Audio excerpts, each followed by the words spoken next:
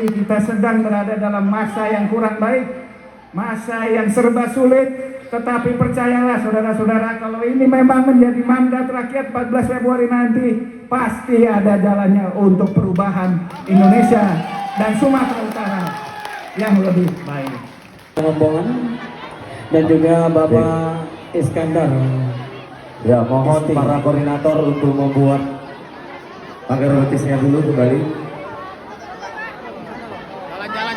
Jalan. Tolong dibuka jalannya. Jelajahi cara baru mendapatkan informasi. Download Metro TV Extend sekarang.